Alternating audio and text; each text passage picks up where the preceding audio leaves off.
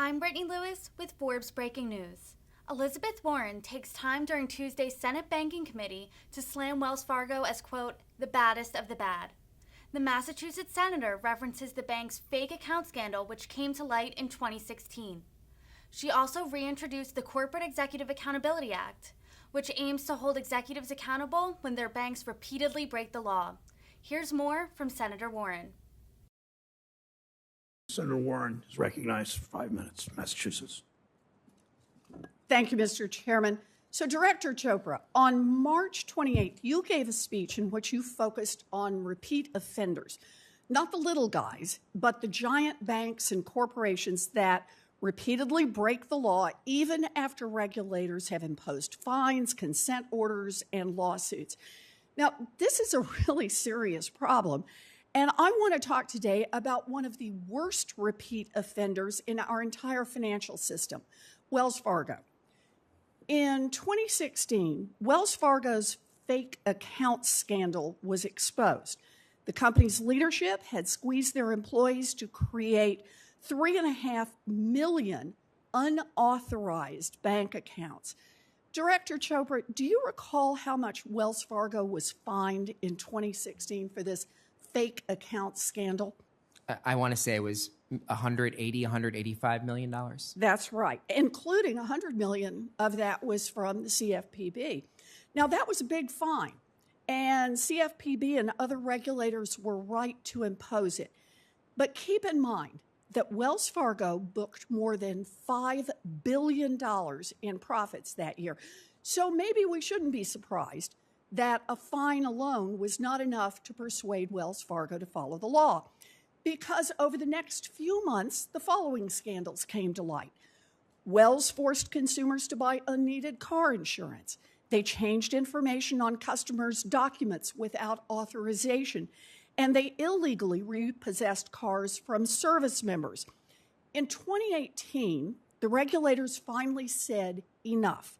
And under then chair of the Federal Reserve, Janet Yellen's leadership, the Fed put a cap on Wells Fargo's growth. Now, that was pretty shocking at the time, but it still wasn't enough to get Wells to follow the law. Since that time, Wells has closed customers' accounts without authorization, damaging people's credit reports, and just to rub salt in the wound, continued to charge them overdraft fees even after those accounts were closed. Wells has also been fined by the SEC for recommending unsuitable products to mom and pop investors.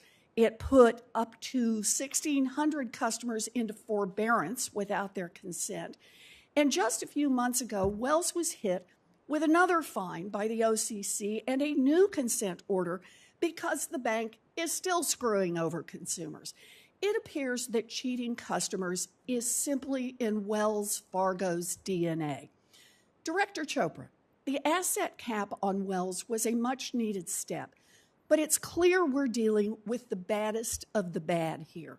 What other steps should regulators consider to hold Wells Fargo and other corporations that break the law over and over, to hold them accountable? Well, I don't want to comment on any specific case, but here's what I see. I see federal enforcers and regulators are very quick to lay the hammer down on small guys and small businesses. They will name people individually. They will ban them from certain business practices and often criminally refer them for prosecution. But there is a totally different standard for large firms who break the law over and over again. Yes, they do pay a fine, but often it is less than the profits that they made from the misconduct. We have to look at a broader array of remedies. In banking, the Federal Deposit Insurance Act talks about limitations on FDIC insurance. There's asset caps like we see that the Federal Reserve Board did or that the OCC has done. We have to look at structural remedies that stop the law breaking from continuing.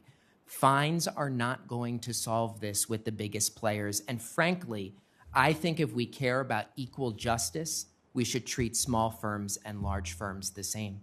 I agree with you. Thank you. I think it's clear that fines have just become a cost of doing business for giant corporations like Wells, and we can put a stop to that. The Fed has the power to break Wells Fargo up, and they should use it. And in addition, I'm reintroducing my Corporate Executive Accountability Act to hold big bank executives personally liable when the companies they run repeatedly break the law. Look, we're not going to get any changes in corporate America unless we change the rules for repeat offenders and their CEOs. And I appreciate your leadership on this, Director Chopra, and I look forward to working together with you. I also would like to address the comments from my Republican colleagues who have accused Director Chopra of a, quote, hostile takeover of the FDIC, a coup, and a lawless overreach. You know, they can call it whatever they want, but here are the facts. The previous FDIC chair acted in violation of the FDIC's bylaws to block the committee's majority and she chose to resign when it became clear that she didn't have a leg to stand on. We need regulators who are going to follow the law and who are going to use their authority to safeguard the financial system, and I'm glad that we have that kind of regulator now. Thank you. Thank you, Mr. Chairman. Thank you, Senator Warren.